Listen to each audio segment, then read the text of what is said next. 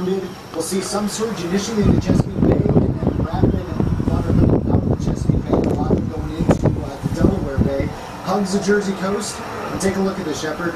Underneath that icon right there, it says New York City. Wow. Right underneath of it. Tomorrow morning, 8 a.m. Take a look at these models, and it gives you a really good idea of what's happening. The outlier north model. It will diminish a little bit because it's just going to start to move over a little bit colder water, relative, a few degrees cooler. There will be some wind shear that will break it up, and the farther north it goes, you never get the storm that's able to really strengthen. So I think we'll see slow diminishing in its strength by maybe 10 miles an hour in a sustained speed by the time it gets from there to there. But that's pretty negligible. The effects are going to be the same. The storm surge is going to be the same. The amount of rain that falls across this area is going to be the same. And you're going to have a prolonged period across saturated ground where you're dealing with winds that are 50 to 60 miles an hour, and trees are going to be down and power is going to be out. A lot of people right now aren't believing this is going to happen. It's going to happen. It's happening to them down here. People up here, skeptical New Yorkers, it's coming. It's going to happen there as well. Yeah, convincing people who never get such things, they only get warnings. They get warnings every few years, but they never get a storm. This is not bad. This isn't bad. I tell you what, I don't know about you, but my BlackBerry's going crazy, or my iPhone, people texting saying, all my friends, is it really going to happen? It's coming. It's coming. It's really going to happen. And you look at it and you think, well, it's not raining, it looks fine, but it's just not there yet. It's coming. This is not. And we need to clarify this also. This is not the doomsday scenario. There is a doomsday scenario for New York City, and that's a Category 3 or Category 4 storm that comes from here towards New Jersey, and you're on the wrong side of it, and all that water goes up into the Hudson. It is not that storm. I won't be here that day, Rick. Yeah, no, none of us will be. We'll be doing this from somewhere else. It won't be that. This is not that scenario, but it's a really big scenario, and it's the strongest storm than anybody in this area has probably seen in their lifetime. It really, and you talk about the huge rains that we had in the Northeast a couple of weeks ago. That is really a compounding problem for flooding. Yeah, it is. I mean, if your ground is saturated, it can't take more water and hold it. It just comes up to the top and it sits there. So we had 10 inches of rain at JFK Airport. We had 8 inches in New York City. Areas around it over 12 inches. Now you're going to get another 10 to 12 inches of rain falling on that kind of ground, so 24 inches in a 2-week period. And now on this one, adding winds that are 50, 60 miles an hour, hitting all your trees. When your trees have leaves on it, there's more surface area for that wind to hit, which makes it more likely to topple as well. So, big problems as far as that goes. Man, you make it so easy to understand. Thank you, Rick. I want to go to the Federal Emergency Management Agency. The FEMA director is up, as well as the Homeland Security Secretary Janet Napolitano. They're holding a news conference to let us know exactly where we are, so let's listen. I spoke with Governor Perdue this morning. She said they were now, quote, hunkered down, close quote, but they are ready to do damage assessments as soon as possible, especially for assets like the bridges and the roads. Irene remains a large and dangerous storm. People need to take it seriously. People need to be prepared. As we have suggested during the week, think of this in 3 phases: preparation, response, and recovery. Some of our states are now moving into the response mode. But other states, as you're further north along the Atlantic seacoast, are still in preparation mode. So if you receive a warning to evacuate, please do so. Even if you haven't received a warning during the storm, please stay inside. Quote, hunker down until the storm passes. Stay off the roads so the roads can be clear for emergency vehicles for our first responders.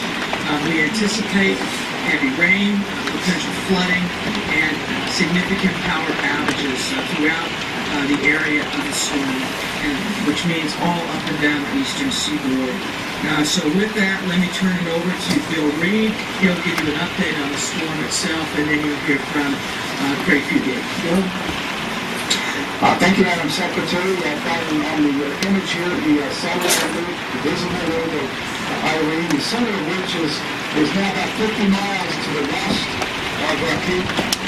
Moving to the north-northeast about 15 miles an hour. The Outer Banks, Madison Outer Banks, is currently impacted. Center line, that's the line, the right now, Nicholas, Norfolk area. We're already under adverse conditions there.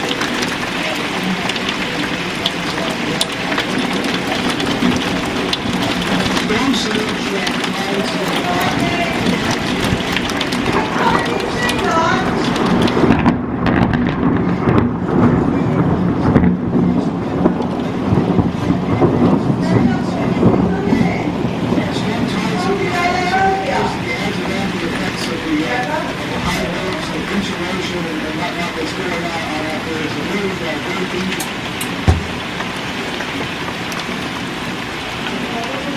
Yeah.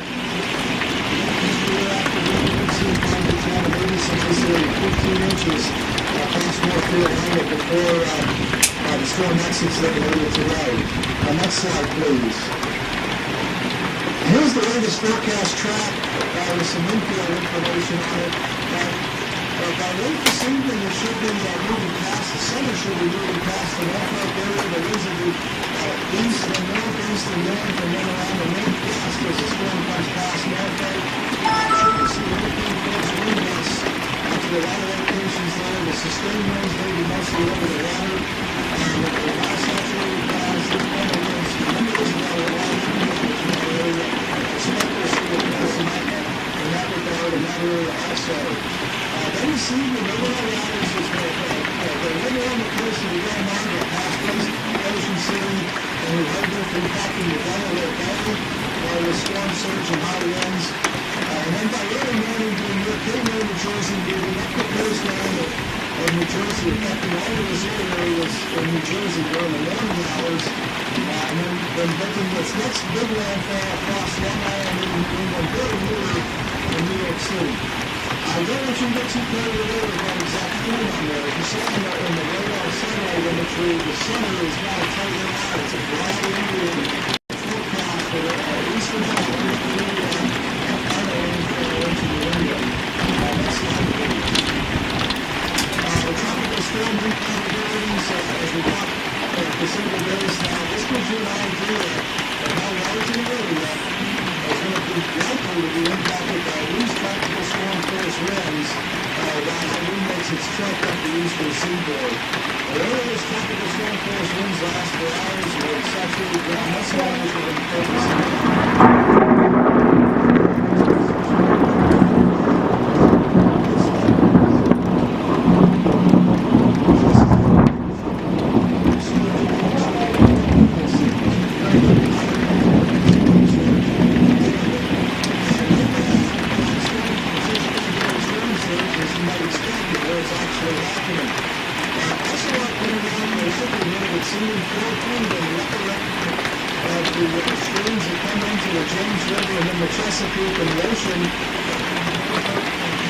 Area, and then some parts of the lower Chesapeake have a chance. The upper Chesapeake, on this track of our current forecast, is not looking like it'll have the kind of a flood issue you saw with Isabel. Maybe some small water rise, small approaches, but then the winds will actually swing the other way, and you'll see it is there. Not so fortunate for Delaware Bay. The areas from north of Delaware all the way down to Bethany, and then, of course, into Ocean City, we have a high probability of exceeding 4 feet of storm surge. That would couple with the waves, east damage, and any property in low level is going to be damaged. And further up the coast, we're still looking at about the same issue on storm surge when we get up into the Long Island Sound, the New York metropolitan area. Our forecast is going to carry from Hurricane Center a broad forecast in that range of 4 to 8 feet. Your local information to pinpoint the problem areas along your coast and in the bays and rivers and what are forecast in that range of 4 to 8 feet. Your local forecast office will detailed information to pinpoint the problem areas along your coast and in the bays and rivers and what so in the northwest is coming under the influence of the weather features that are in the air. We can't hear any airstrikes, but if they and then the New York metropolitan area and the western part of New England, all of these areas have had excessive rain in the past, so the ground's saturated, and we'll have issues with flash flooding. We're probably going to have some issues with river flooding before it's all over. Craig, I'm going to turn it to you. I want to kind of key on a couple of points.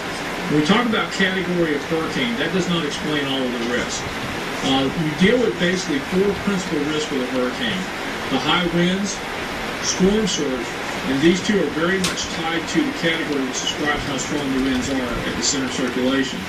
But also, as Bill talked about, rainfall and tornadoes. and they are not tied to the category of storm. So even though this may be a category 1 hurricane, rainfall amounts are not tied to category storm. It is due to the size and the forward speed of the storm. Some of our most devastating floods have occurred in tropical storms.